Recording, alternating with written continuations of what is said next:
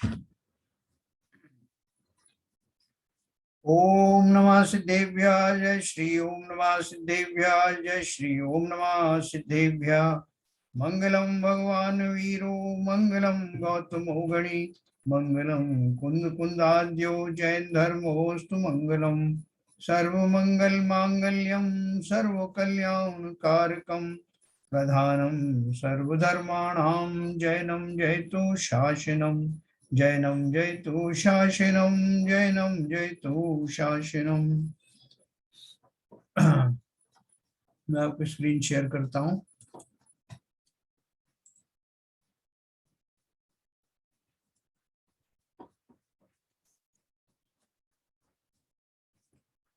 क्योंकि हमारी गाथा चल रही थी 102 नंबर की। 102 हमारी हो गई, जिसमें चोरी के ऊपर में आ गए हम लोग। 5 पापों में से हिंसा, झूठ और तीसरा चोरी। तो इसको हमने कल पढ़ा था कि चोरी की परिभाषा क्या है। 102, 103, 104 तक हमने पढ़ लिया था। मैं फिर भी एक शॉर्ट में आपको रिवाइज करूंगा। चोरी,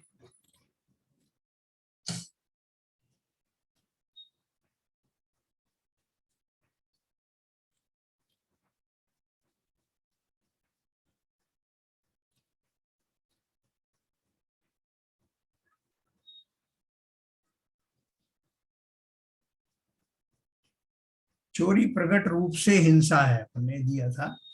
उसके पहले भी अपन ने पढ़ा था 102 गाथा में। प्रमाद, जो प्रमाद कषाय के योग से बिना दिए स्वर्ण वस्त्रादि परिग्रह का ग्रहण करना, उसे चोरी जानना चाहिए। और वध का कारण होने से, वध का या बंध का कारण होने से हिंसा है।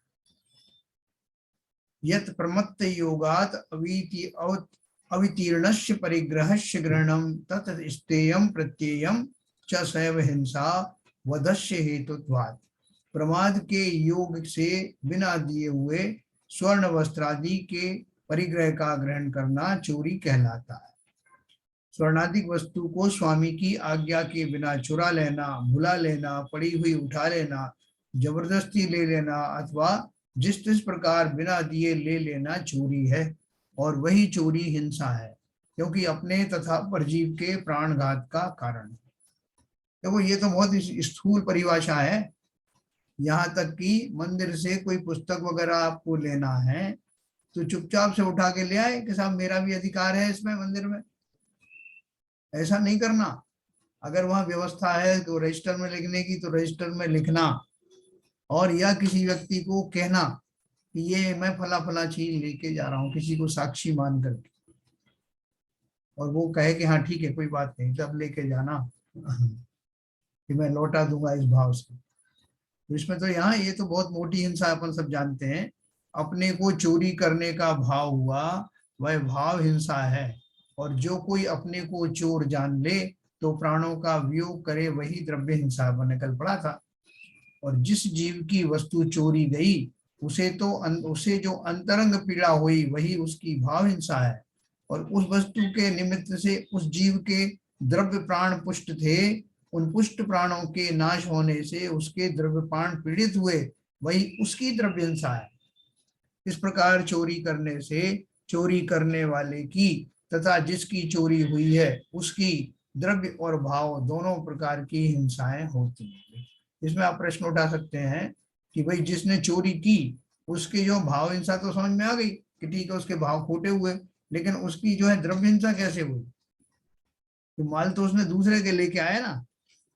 द्रव्य हिंसा कैसे हुई है? क्योंकि दो तरह से द्रव्य हिंसा हुई। एक तो द्रव्य हिंसा हुई जिस समय चोरी का भाव करता है, किसी को ठगने का है, सामान लेने का भाव करता है, तो भावों में होने वाला जो हलचल है, शरीर आदि में भी होता है, काय बल काया मन वचन काय, तीनों तरह के योगों में इस तरह का जो है वो उसका प्रतिक्रिया होती है, वो द्रव्य हिंसा है। और साथ में एक उन्होंने मोटा रूप बताया द्रव्य हिंसा का कि जिसे किसी को पता लग जाए कि इसने चोरी की है, तो आपको जो गाली गाली देगा या डांटेगा या मारेगा पीटेगा, उससे आपकी वैसे भी द्रव्य हिंसा होगी। तो इस तरह से ये दो तरह से करने वाले के और जिसकी की जाती है दोनों में ही हिंसा है। चोरी प्रकट रूप से हिंसा है। अर्था नाम य एते प्राणा एते बहिश्वरा पुंसाम हरति सतस्य प्राणान यो यस्य जनो हरत्यर्थान। यो मनुष्य जिस जीव के पदार्थों अथवा धन को हर लेता है, वह मनुष्य उस जीव के प्राणों को हर लेता है, क्योंकि जगत में जो यह धन आदि पदार्थ प्रसिद्ध हैं वे सभी मनुष्यों के बाह्य प्राण कहे जाते हैं, है ना। टीका में भी दिखा है यह जो भी पदार्थ है वह मनुष्य के बाह्य प्राण है, इसलिए जो जीव जिस किसी का धन हरण कर लेता है, चुरा लेता है, वह उसके प्राणों का ही हरण कर लेता है। धन धान्य संपत्ति, बैल घोड़ा, दास दासी, घर जमीन, पुत्र स्त्री, वस्त्र आदि जितने भी पदार्थ जिस जीव के पास हैं उतने ही उसके बाह्य प्राण हैं। उस पदार्थों में किसी एक भी पदार्थ का नाश होने पर अपने प्राणघात जैसा दुख उत्पन्न होता है, ये अपन सब जानते हैं, और कुछ चीजें नहीं भी जानते तो शास्त्र के माध्यम से समझना। इसीलिए पदार्थों को ही प्राण कहा जाता है। जैसे अन्न वही प्राणा इति वचनात्, यानी अन्न ही प्राण है इस वचन के अनुसार। करने के बिना जीव जो है छटपटाता, परेशान होता, भूखा मरने लगता है, द्रव्य प्राणों का घात होता है, आर्त ध्यान होने से उसके भाव प्राण का भी नाश होता है। तो अन्न को विशेष रूप से प्राण कहा इस अपेक्षा से। वो खुद स्वयं प्राण नहीं है, लेकिन वो प्राणों का निमित्त बनता है, इसलिए अन्न को भी प्राण कह देते हैं। उसी तरह धन आदि में जीवों की आसक्ति होती है, और उन आसक्ति के परिणाम वाले जीव का धन चुराने में, हरने में उस जीव को ऐसा ही लगता है मानो उसके प्राण ही चले गए। तो किसी के प्राण दुखाना, किसी का मन दुखाना, ये सब हिंसा में ही आता है। हिंसा और चोरी में अव्यापकता नहीं है किंतु व्यापकता है। किसी ने प्रश्न पूछा है कि जो हिंसा और चोरी आपने जो बताई है, आप तो बोल रहे हो कि हिंसा ही चोरी है और चोरी ही हिंसा है, तो इन दोनों में व्यापी व्यापक भाव है, ऐसा है, सही है क्या? वो ये प्रश्न आएगा भी। देखो, हिंसा यह स्तेयस्य च नाव्याप्ति ही सुघटमेव वा यस्मात् ग्रहणे प्रमत्त योगो द्रव्यस्य स्वीकृत शान्ययी। हिंसा में और चोरी में अव्याप्ति दोष नहीं है, वह हिंसा बराबर घटित होती है। कोई कहेगा नहीं साहब हर एक पे लागू नहीं होता, ये हिंसा और चोरी जो है वो कनेक्टेड हमेशा रहती है, ऐसा हमेशा हमें तो नहीं लगता। जैसे वो कहते हैं ना कि जहां जहां धुआं होगा वहां आग होगी, तो किसी ने कहा नहीं साहब हम तो बिना आग के भी धुआं जनरेट कर सकते हैं, तो इसमें अव्याप्ति दोष आ गया। तो वो कहेंगे कि आप किसी भी माध्यम से धुआं जनरेट करो, स्मोक जनरेटर होते हैं ना, उसमें भी कहीं ना कहीं आंच, हीट वगैरह होती है, और उसमें कुछ फ्यूल भी होता है छिपा हुआ, जिसके माध्यम से वो अंदर ही अंदर आग सुलगती है और धुआं जनरेट होता है। तो जैसे उस लक्षण में अतिव्याप्ति नहीं है, अव्याप्ति नहीं है, बल्कि वो सब पर लागू होता है, उसी प्रकार से यहाँ हिंसा और चोरी दोनों कनेक्टेड हैं, इसमें कोई अव्याप्ति नहीं है। ये सब जगह जहां जहां ऐसा होता है उसमें लागू होता ही है। हिंसा में और चोरी में अव्याप्ति दोष नहीं है, वह हिंसा बराबर घटित होती है, कारण कि दूसरे के द्वारा स्वीकृत की हुई द्रव्य के ग्रहण में प्रमाद का योग है। दूसरे का द्रव्य को हरण करना या लेने में प्रमाद है, कोई बात नहीं, ले लिया तो क्या हुआ साहब, उसका क्या फर्क पड़ेगा। करोड़पति आदमी इसमें 2-4 हजार रुपए की चीज हमने ले ली तो इसका क्या बिगड़ जाएगा। हाँ, इनकम टैक्स डिपार्टमेंट इतना बड़ा डिपार्टमेंट है, उसके जो पदाधिकारी वो कौन से जो है वो साधु हैं, वो भी चोर हैं। तो इसलिए एक चोर के घर में चोरी कर रहा हूँ, पहली बात तो वो जो है उसके जो है कर्मचारी हैं, उनको अपने दूषण का, भ्रष्टाचार का अपना कर्म बंद होगा। और दूसरे, आप जिस राज के लिए आप वो सब जो अपना शेयर निकाल रहे हो, उससे कितने जीवों का विकास कार्य होने वाला है। वो किसी व्यक्ति विशेष की थोड़ी संपत्ति है। और तीसरी बात कि उसमें चोरी करने के भाव में अवश्य मेरे भाव प्राणों का घात होता है, ठीक है। और द्रव्य प्राणों का भी होता है, क्योंकि अंदर में जो योगों का जो बदलाव आता है, उनकी फ्रीक्वेंसी चेंज होती है, वो सब द्रव्य प्राण के खाते में जाता है। हिंसा और चोरी में अव्याप्तिपना नहीं है, बल्कि भले प्रकार व्यापकपना है, क्योंकि दूसरे जीव के प्राप्त किए पदार्थों में अपनेपन की कल्पना करने में प्रमाद योग ही मुख्य कारण है। मैंने या तो सही जाना नहीं, सही स्थिति को नहीं जाना, या उसे माना नहीं। यार ठीक है साहब, कुछ नहीं होता, ये जो ठीक है ना, ये ठीक नहीं है।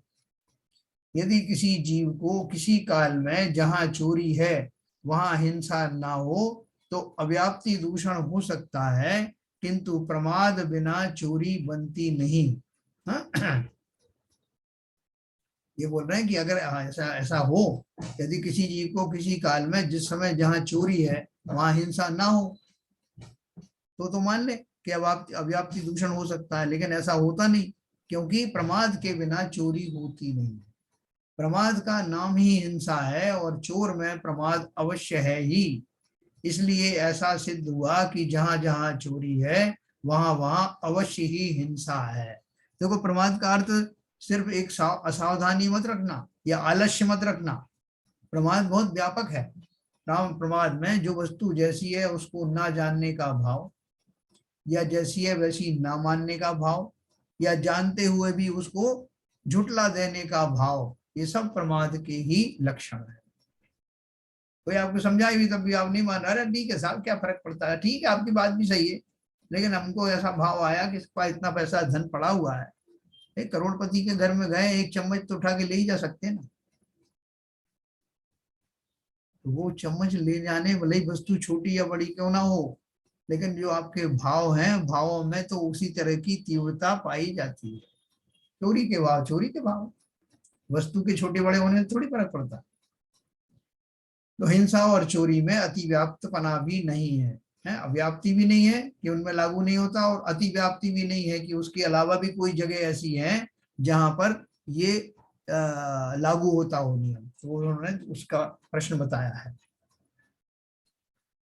नाति व्याप्तिश्च तयोः प्रमत्त यौगिक कारण विरोधात् अपि कर्मानुग्रहणे निरागाणां विद्यमानत्वात्।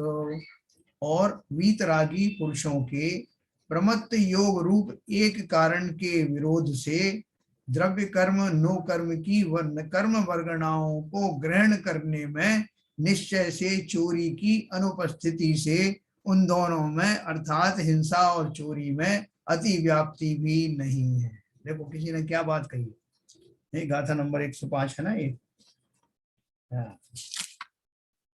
इसमें किसी ने एक बात कही है कि जो वीतरागी पुरुष हैं, वीतरागी पुरुष को भी कर्म वर्गणाएं तो वो खींचते रहते हैं, तो कर्म वर्गणाएं बिना दिए हुए ली ना उन्होंने, तो उनको जो है दोष लगेगा कि नहीं लगेगा। किसी ने ये प्रश्न पूछा कि अदत्ता दाना बोल रहे हैं ना, बिना दिए हुए ले रहे हैं, तो वो जो कर्म वर्गणाएं हैं वो उन्होंने मांगी थोड़ी है, वो किसी ने दी थोड़ी है, वो उन्होंने ही ग्रहण की है, इसलिए उनको भी दोष लगना चाहिए। तो मतलब एक तरफ मूर्छा के परिणाम है नहीं, दूसरी तरफ ग्रहण भी हो रहा है, इसलिए इसमें अति व्याप्ति उन्होंने दोष बता दिया कि आपकी परिभाषा यहाँ लागू नहीं होती। जहां जहां ग्रहण हो रहा है वहां वहां हिंसा है, ये नियम लागू नहीं हुआ। लेकिन उसमें क्या कमी रह गई, उन्होंने उसका उत्तर दिया। क्या उत्तर दिया? वीतरागी पुरुषों के प्रमत्त योग रूप एक कारण के विरोध में, मतलब उनको प्रमत्त योग होता नहीं, प्रमाद रहित तो होते हैं ना। वीतरागी सर्वथा प्रमाद समाप्त हो गया।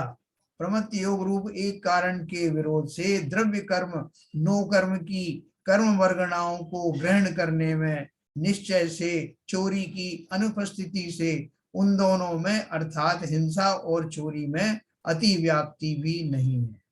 क्योंकि अपन ये कहना चाहते हैं कि वहां साहब हिंसा तो नहीं है लेकिन चोरी तो हो रही ना, तो बोल रहे हैं कि इसलिए उसमें चोरी का भी दोष उनको नहीं लग रहा है, क्योंकि उनके अंदर में प्रमाद नहीं है। प्रमत्त नहीं होने से उनकी अंदर में हिंसा के भाव तो है ही नहीं, समस्त प्रकार के मोहनी कर्म समाप्त हो गए। देखो नीचे और दिया, हिंसा और चोरी में अति व्याप्ति पना भी नहीं है, अर्थात चोरी हो और हिंसा ना हो ऐसा नहीं हो सकता। जैसे चोरी तो हो गई मगर हिंसा नहीं हुई, तथा हिंसा हो और चोरी ना हो ऐसा भी नहीं है, क्योंकि वीतरागी महापुरुषों के प्रमाद सहित योग का कारण नहीं है। इसलिए द्रव्य कर्म नो कर्म की वर्गणाओं का ग्रहण होते हुए भी प्रमाद न होने से चोरी का सद्भाव नहीं है। जो वीतरागी अरहंत हैं उनको कौन कौन सी जो है वो ग्रहण होता है, किस चीज का ग्रहण होता है?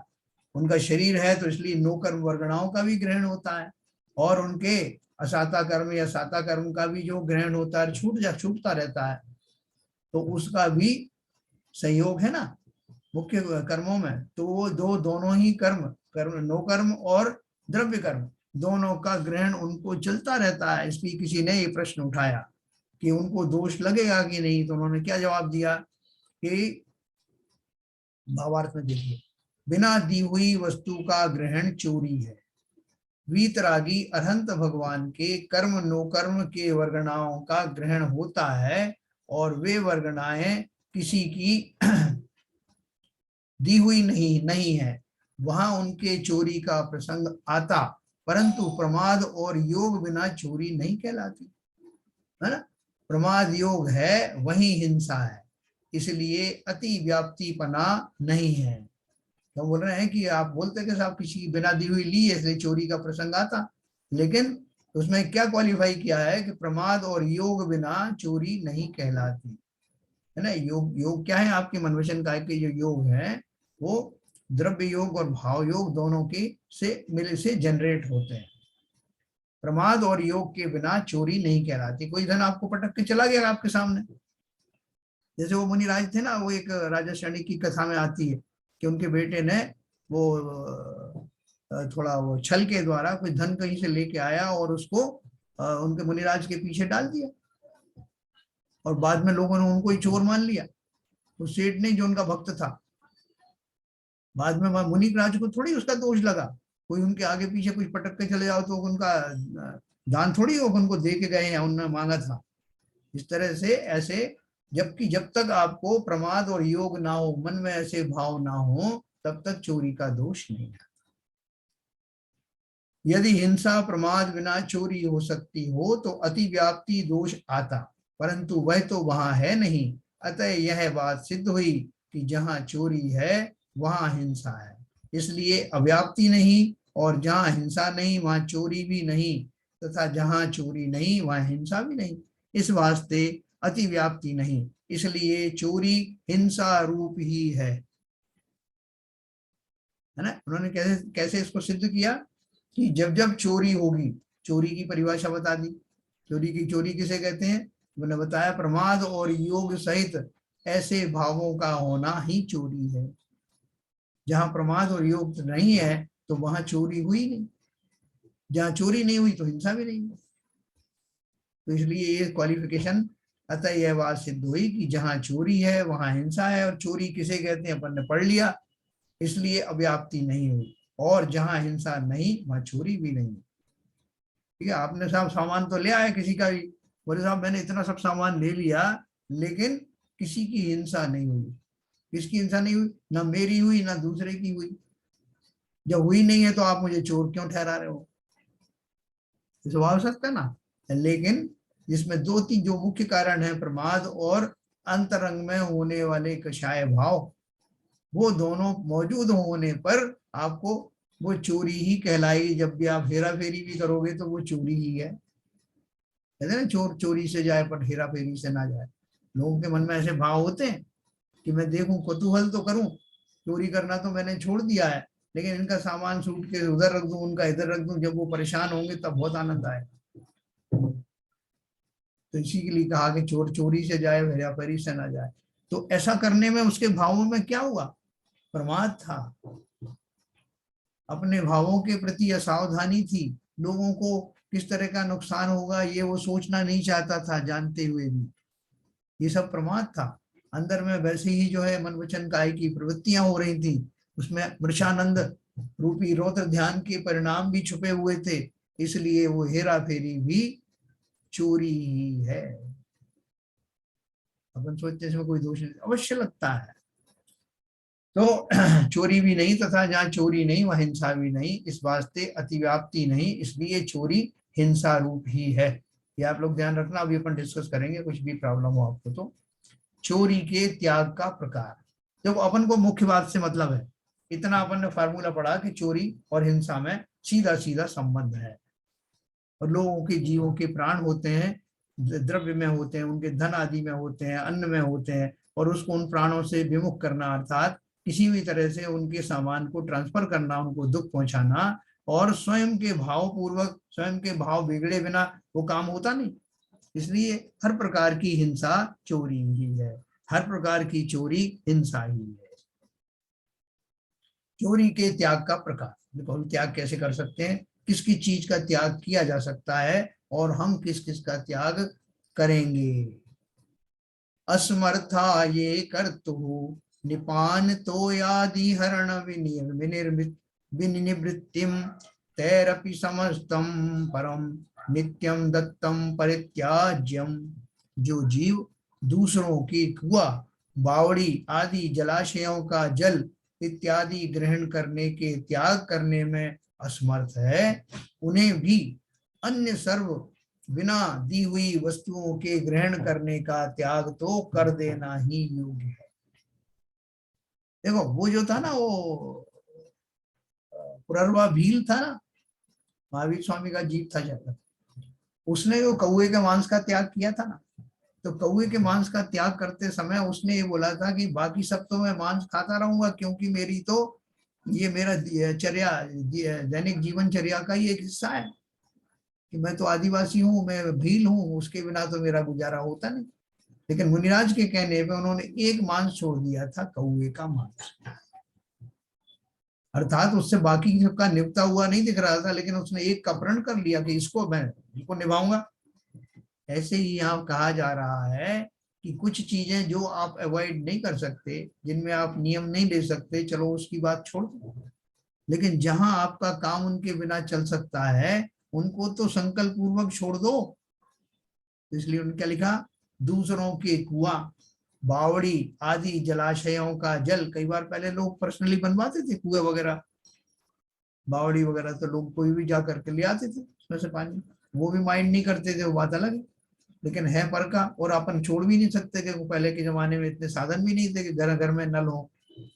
तो बोल रहे हैं कि यदि दूसरों के कुआं, बावड़ी आदि जलाशयों का जल इत्यादि ग्रहण करने के त्याग करने में असमर्थ हैं, उन्हें भी सर्व बिना दी हुई वस्तुओं के ग्रहण करने का हमेशा त्याग करना योग्य।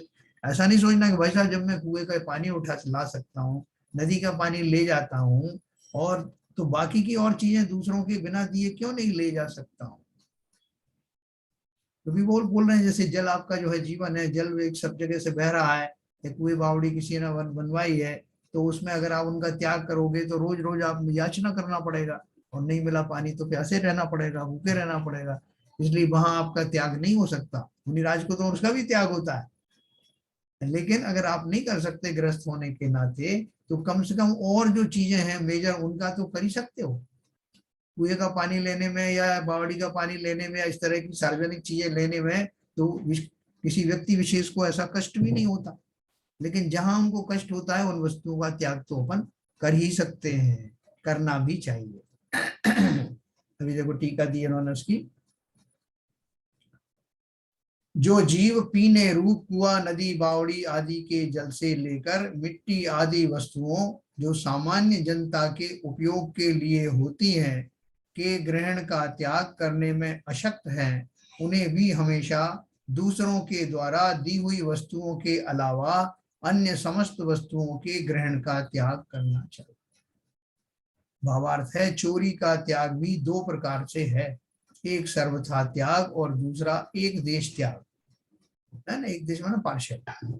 सर्वथा त्याग तो मुनि धर्म में ही होता है, अतः वह बन सके तो बहुत अच्छा है, यदि कदाचित ना बने तो एक देश त्याग तो अवश्य ही करना चाहिए। श्रावक कुआं, नदी आदि का पानी खान की मिट्टी इत्यादि किसी के बिना पूछे भी ग्रहण कर ले तो उसका नाम चोरी नहीं है ना। और यदि मुनि उन्हें ग्रहण कर ले तो चोरी कहलाएगी। ये बात समझना। तो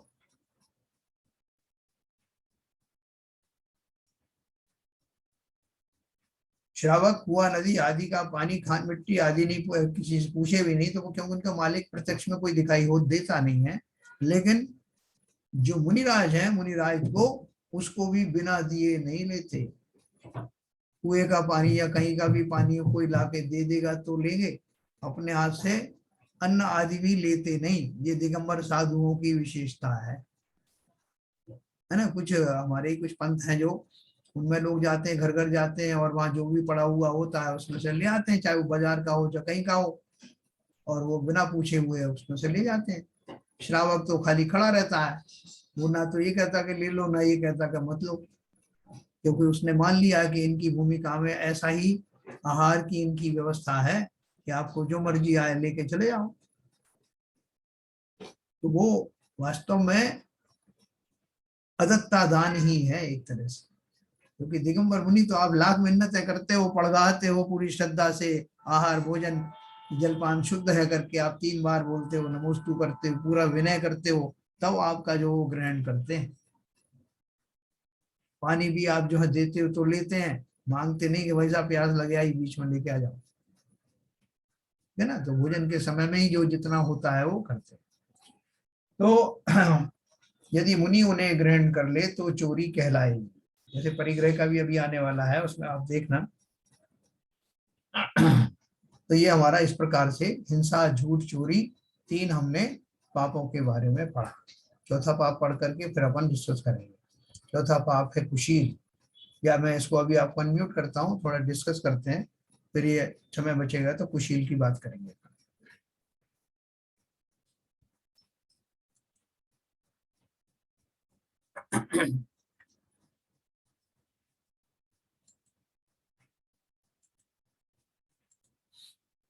हाँ साहब बोलिए। साहब जी आपने जो बताया, जिस दूसरे पुरुष की जो चोरी की तो उसकी प्राण हिंसा और द्रव्य हिंसा भी हुई, तो इसमें जिसने चोरी की तो उसमें वो निमित्त बना, इसलिए वो प्राण हिंसा द्रव्य हिंसा हुई ना।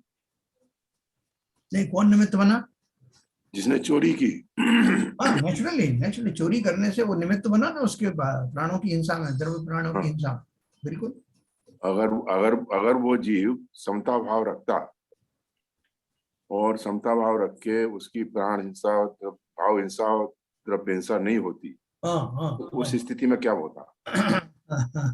बहुत बढ़िया आपने बात कही, बहुत बढ़िया बात कही। देखो, जिस व्यक्ति ने चोरी की उसके भाव बिगड़ेगी नहीं। वो तो उसका तो जो होना तो हो गया। हाँ, मगर उस स्थिति में पहली बात तो यह है कि उसकी, जिसकी चोरी की उसकी भाव हिंसा हुई, द्रव्य हिंसा दोनों हुई। तो उसका जो बंद हो रहा है चोरी करने का, हाँ, तो उसके वजह से उसको और ज्यादा बंद होगा। पहली बात तो सवाल ही है। नहीं देखो, ऐसा है, इसमें जो 2 पार्ट बताए गए हैं कि जो जीव जिसको सताया गया, जिसकी चोरी हुई उसको भी दुख हुआ, ये जो दूसरा जो पार्ट बताया है वो पार्ट खाली समझाने के लिए बताया गया है कि उससे जीवों को दुख होता है। लेकिन हमको तो पूरा पूरा दोष तभी लग गया जब हमने चोरी का भाव किया। वो तो हो गया, वो तो एक दोष लग गया। हाँ, मगर उसको जो प्राण हिंसा और द्रव्य हिंसा हुई, तो उसके पाप बंद होगा, तो उसमें इसका भी कोई कंट्रीब्यूशन रहेगा। उसका तो कंट्रीब्यूशन मेरी समझ में उतना ही है कि वो उसमें निमित्त बना। हाँ देखो, वो जो दूसरा आदमी समता में है या नहीं है समता में, ठीक है ना, दोनों कंडीशन हो सकती है। जी हाँ। तो आपका कहना है कि जो जीव दुखी हुआ, अगर कोई जीव दुखी हुआ तो इस जीव को जिसने चोरी की ज्यादा बंद होगा। हाँ। और अगर समता वाला कोई मिल गया तो उसे कम बंद होगा। यही प्रश्न है ना आपका? हाँ। तो ऐसा नहीं है। पहले ओरिजिनल वाले का, ओरिजिनल वाले की जिसने चोरी की है हर हाल में उसी को दोष लगेगा, भले ही सामने समता वाला ही क्यों ना खड़ा हो। क्यों? क्योंकि वो दूसरा जो है वो उसको अपने दोष लगेंगे, वो जो समता में नहीं रह करके उसने वो अपने कर्म बांधे। हाँ वही है, वही मेरा क्लैरिफिकेशन। बिल्कुल, वो उसको अपने लगेंगे। जो आदमी समता में नहीं रहा, माल चुराए ले जाने के कारण जो दुखी हुआ, वो दुखी हुआ ही इसलिए कि उस माल में उसका बहुत ज्यादा मूर्छा थी, अपनत्वपना था, ममता थी, इसलिए वो दुखी हुआ। अपने को समझाने के लिए बोल रहे हैं कि तुमने जो कृत्य किया है उससे दूसरा जीव को, प्राणों का घात भी होता है, हो सकता वो है। उसमें निमित्त बना इसलिए उसको। हाँ, निमित्त हम क्यों बने, लेकिन निमित्त हमारे जो भाव हुए, हमारी जो प्रक्रिया हुई, वही उसमें निमित्त बन जाती जी उसके दुखी होने में। बहुत सारे जीव उससे सुखी भी हो जाते हैं, जैसे बनारसी दास जी हो गए। हाँ भैया मेरा मेरा मेरा परिग्रह कम किया और ले किया। जाती, और ले जाती मेरे। हाँ, तो ऐसे जीव भी मौजूद हैं। इसलिए अपन वो उसके ऊपर अप्लाई नहीं करेंगे कि दूसरा जीव दुखी हुआ तो मुझे दोष लगेगा, दूसरा नहीं हुआ तो मुझे दोष नहीं लगेगा, ऐसा नहीं। उसकी वो जाने, मेरा तो बंद हुआ। ठीक है sir, okay, I am clear. और किसी को कुछ पूछना लेकिन हो? सर ये भी तो, हाँ बोलिए। ये भी तो लिखा है कि अपने चोरी की चीज मुनि महाराज को दे रहे, तो मुनि महाराज को चोरी का वो लग रहा है, ये लिखा है ना इसमें? नहीं, कहाँ लिखा? अभी आखिरी लाइन में तो लिखा सर क्या? कि अपन चोरी की चीज मुनि महाराज को दे रहे, आखिरी लाइन, या मैं समझ नहीं पाई उसको क्या है। हाँ, समझ नहीं पाएंगे होंगे आप। चोरी का माल नहीं, मैंने ये बोला था कि मुनिराज जो है किसी से बिना दिए हुए पानी आदि भी ग्रहण नहीं करते। गृहस्थ तो जो नदी से ले आता है, कुएं से ले आता है, और उसको उतना उतना वैसा दोष नहीं लगता, क्योंकि श्रावक की भूमि काम है, उसको इस सबसे बिना काम चलता नहीं। लेकिन मुनि होने के बाद मुनि स्वयं नदी से या कुएं से, तालाब से, किसी से कोई पानी आदि भी नहीं लेते। जब कोई गृहस्थ उनको देता है, श्रावक देता है, तो ही वो ग्रहण करते। ऐसा है। ठीक है। हाँ, मैं जी एक ठीक। हाँ, सर, आपने एक बात कही थी जी। कि जब लोक कर्म वर्णाओं का ग्रहण होता है, हाँ, और उसमें अगर प्रमाद वगैरह नहीं है तो वो हिंसा में शामिल नहीं है। जी हाँ। लेकिन मैं सवाल ये पूछ रहा था, नॉर्मल कोर्स में जैसे आप कोई मुनि महाराज है, एक मान लीजिए 6वें 7वें गुण स्थान में है, अभी तक वीतरागी तो हुए नहीं है, तो प्रमाद भी है, योग भी है। हाँ, क्या उनको लोकर्म वर्गणाओं को ग्रहण करने में किसी चोरी का या हिंसा का भाव होता है, लगता है क्या दोष?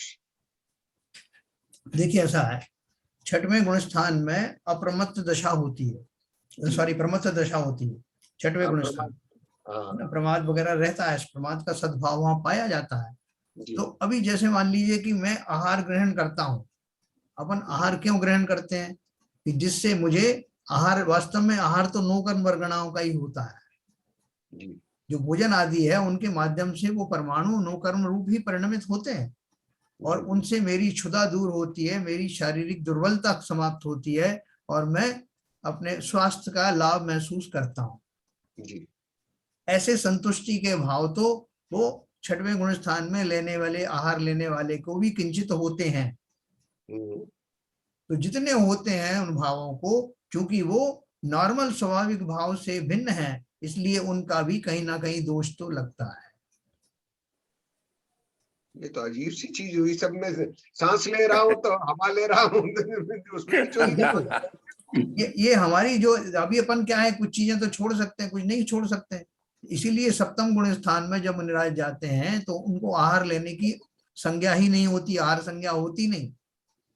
कैसे प्रकृति का जो है एक उपहार समझिए कि जैसे जैसे ऊंची भूमिकाओं में जाते हो, इस तरह की दुर्बलताएं समाप्त हो जाती हैं।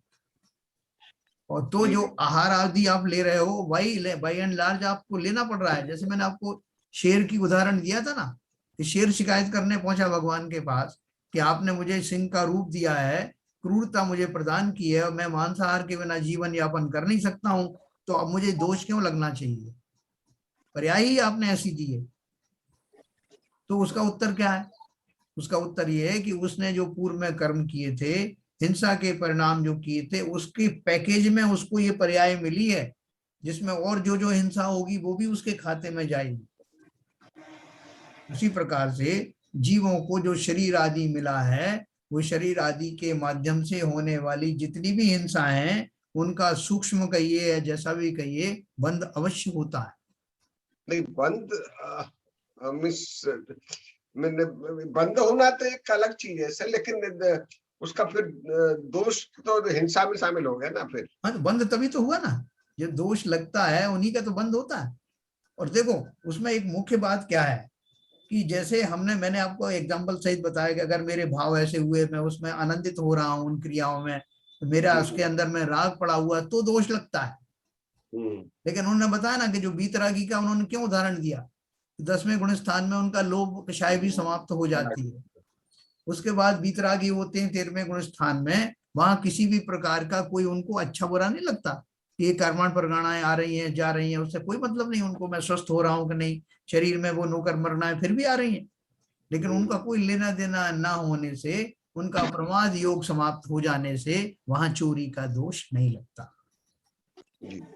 ठीक है सर। चलिए, और किसी का? मैंने बीच में रोक दिया। नहीं ये पूछना भाई चाहिए। हाँ जी बोलिए भाई सर। साहब, बोलिए आपने एक बार एक किस्सा बताया था जी। महाराज जी ये जगह आहार कर रहे थे, वो आहार करने के बाद में वहां पर एक सोने की कलश रखती है, डुबिया रखी थी, वो अपने कमंडल में रख ली। हाँ। और चले आए आहार करके, वहां पर पता लगा कि साहब ये सोने की वो डिबिया थी, कहाँ गई। तो ये लोग ने कहा कि भाई महाराज जी तो ले नहीं सकते, तो वो बहुत तलाश की गई, नहीं मिली। तो महाराज जी जो सुबह दूसरे दिन सुबह जब निहार के लिए गए, तो निहार के बाद में जो उन्होंने आहार लिया था, आहार वगैरह जो कोई आहार में जिन्होंने आहार दिया था वो चोरी का आहार था, वैसा था वो था, तब तक वो वगैरह उसमें रही और वो उनके भाव चोरी के बने रही। और जैसे ही वो निहार हो गया तो उनकी भावना बदली और वो उन्होंने वो कैसे वो चीज जो थी जिनकी थी उनको वापस हो गई। तो इस पूरी कहानी में चोरी का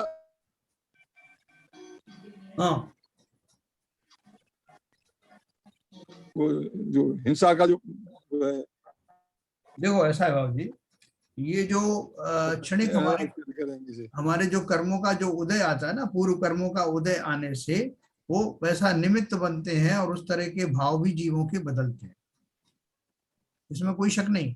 जो बहुत ज्यादा साधु पुरुष है, अब जैसे अपने वो एक राजा का सुना था कि वो राजा वेश छोड़ करके मुनि बन गए थे, और मुनि बन गए थे और वहां उनको किसी ने मानो अच्छा ध्यान कर रहे थे, और किसी ने आके बता दिया कि वो जो आप जिनको राज दे के आए बेटों को, वो उस राज के मंत्री जो है उन राजा उसको आपके बेटों को परेशान कर रहे हैं और वो उनको मारना चाहते हैं और राज हत्याना चाहते हैं। तो ये इस समय कहाँ जो तपस्या कर रहे हैं, मुनि हो गए, 6वें 7वें गुण स्थान में चल रहे हैं, अचानक से वो ऐसा संयोग बना 6वें गुण स्थान में जब आए होंगे तो उस समय उनको वो बात जो बड़ी बड़ी चुभी कि अरे मैं राजा हूं और मैं अभी भी देख लेता हूं उनको मंत्रियों। तो वो निमित्त कुछ भी बने, लेकिन उसमें पूर्व कर्म का जो उदय है वो निमित्त बनता है। जो वर्गनाएं आपने कहा वो निमित्त बनी, जो कि उस समय खोटे भाव आए, तो वो खोटे भाव आने का पीछे हमारा पूर्व कर्म का उदय होता है, वस्तु के कारण नहीं बल्कि वास्तव में हमारे कर्मों का जो उदय होता है उस काल में इस तरह की संभावनाएं होती है। फिर किसी ने संबोधा तो वैसे भाव बन जाते हैं, वैसे भाव बन जाते हैं। इसलिए अपन उन निमित्तों को ही हटाना चाहते हैं। किस तरह से हटाना चाहते हैं, है ना? हटाने का अर्थ क्या है? निमित्त वैसे तो हटते नहीं, पर वस्तु हैं, लेकिन हम अपने भावों को सुधार सकते हैं। ठीक है ना? तो ये अभी अपन आगे चलेंगे तो पढ़ेंगे तो आपको मालूम पड़ेगा कि कैसे कैसे जो है वो निमित्त जो है मेरे कारण बन जाते हैं कर्मों। ठीक है, सबको समझ में आया ये बात यहाँ तक? जी। ये हमने जो है चोरी का जो भाव समझा, चोरी बहुत बारीक चीज है। किसी की जो है, किसी की कोई विचार है, किसी की कोई पुस्तक है, उस पुस्तक में से आपने कुछ चुरा करके अपनी पुस्तक में लिख दिया, किसी का कहीं से कोई कोटेशन लिया और आपने अपने रूप से पेश कर दिया कि भाई साहब आज का मेरा चिंतन ये है। किसी ने पूछा कि साहब आप तो इस लेवल पे पहुंचे नहीं हो और आपने ये चिंतन कहाँ से किया? बोले क्या बात करते हो, ये मेरा ही चिंतन है। बोले आपके कोई गुरु हैं या कहीं से सुना है? कोई गुरु नहीं है, मैं ही हूं अपना गुरु। इस तरह का जो गुरूर है, इस तरह का जो चिंतन है, ये भी चोरी ही है। किसी के दूसरे के हिस्से का यश अपने नाम कर लेना, किया किसी ने, आपने ले लिया श्रेय उसका, ये भी चोरी है। बहुत व्यापकता है चोरी में, और उस व्यापकता में मूल कारण है कि मेरे अंदर में किस तरह के प्रमादी भाव हैं, चोरी आदि करने के भाव। प्रमादी भाव का अर्थ क्या है कि आई डोंट माइंड दूसरे की क्रेडिट लेने में मुझे कुछ घबराहट नहीं होती।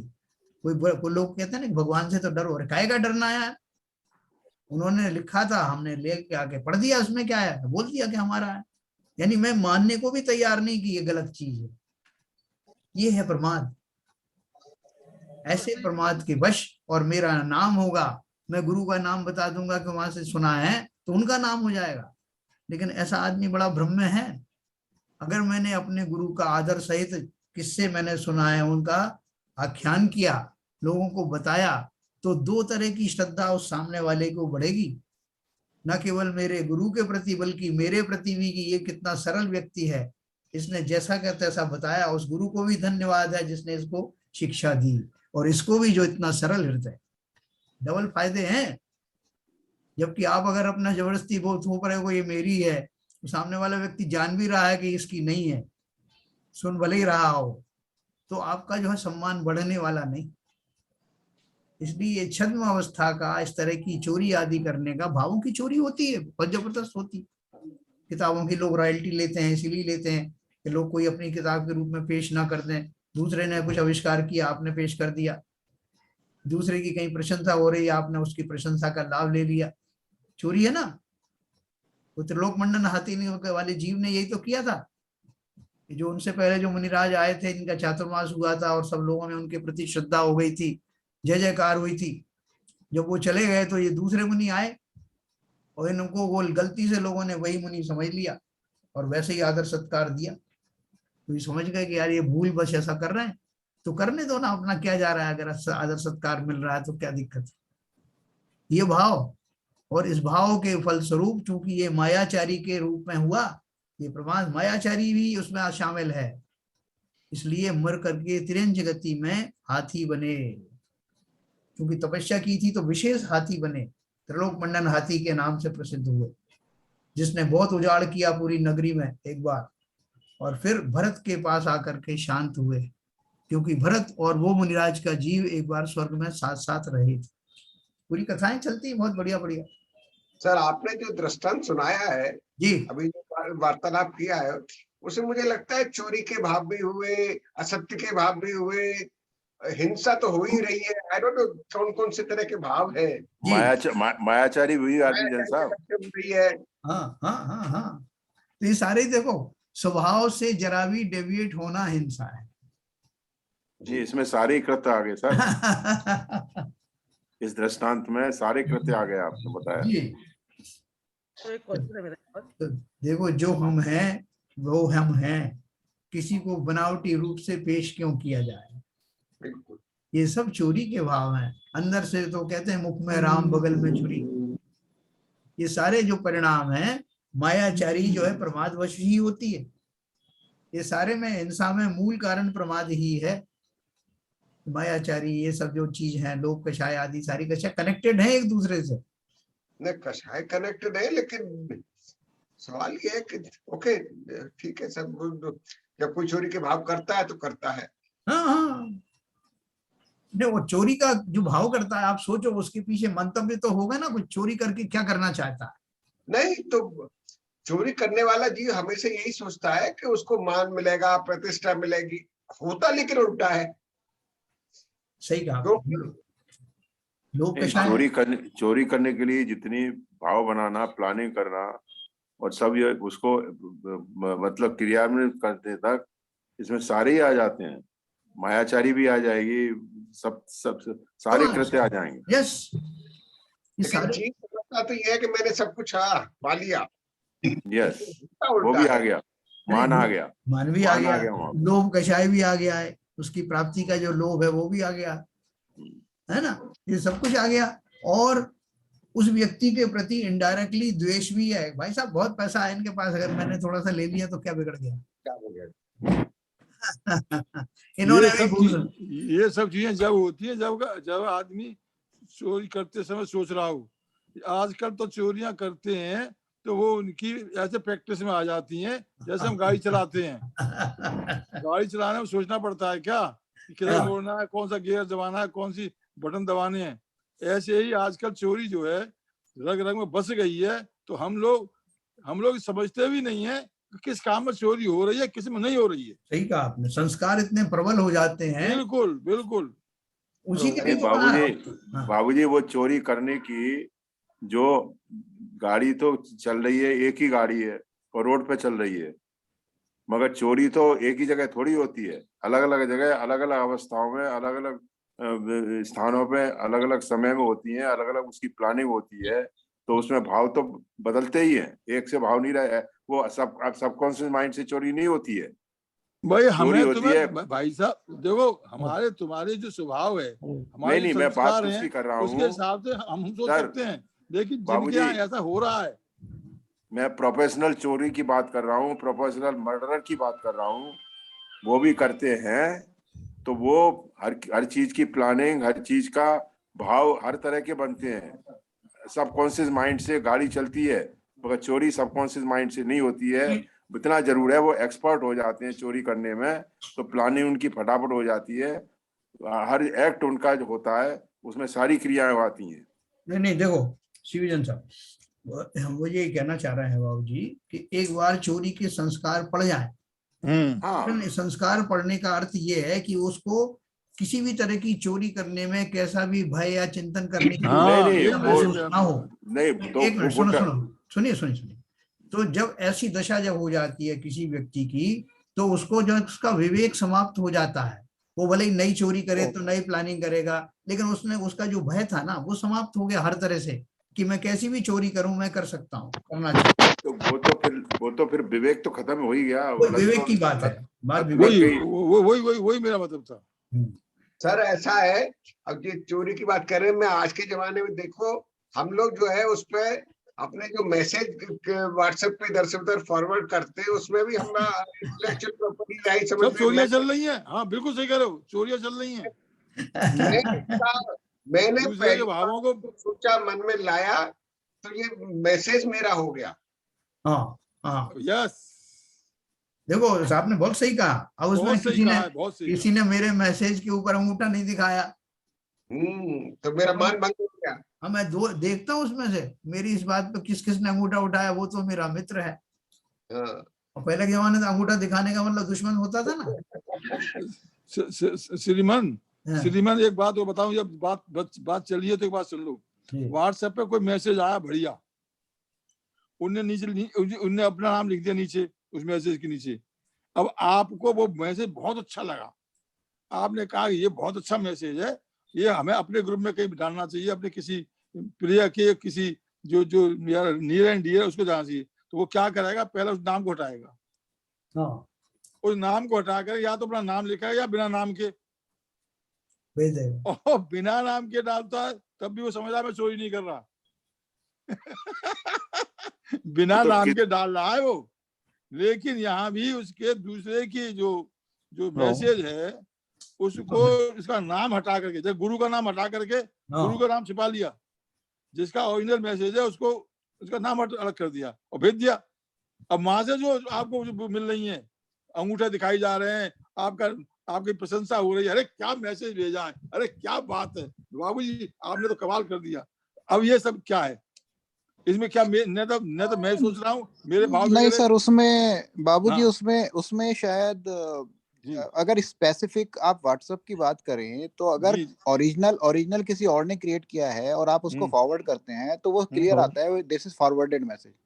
तो वो क्लियर पता लगता है कि this message is not originated. अगर मैं कोई अपना पिक्चर अपने आप बनाता हूँ, अपने आप उसको करता हूँ ड्राफ्ट, तो वो एज ए ओरिजिनल मैसेज जाता है। बट अगर वो मेरा मैसेज कोई फॉरवर्ड करता है तो वो एज ए फॉरवर्डेड जाता है। तो क्लियर पता लगता है कि वेदर इट इज फॉरवर्डेड और किया जाता है यार। मैसेज पेस्ट करने वाला फॉरवर्ड नहीं आता, पेस्ट करने वाला मैसेज फॉरवर्ड। उसको आप कॉपी करके, विपुल जी कॉपी करके और उसमें स्विच कर दो, एडिट कर दीजिए, फॉरवर्डेड चला जाएगा, ओरिजिनल जैसा लगेगा। वो नहीं, चोरी, फिर वो सही चोरी जगह होगा। forwarded है।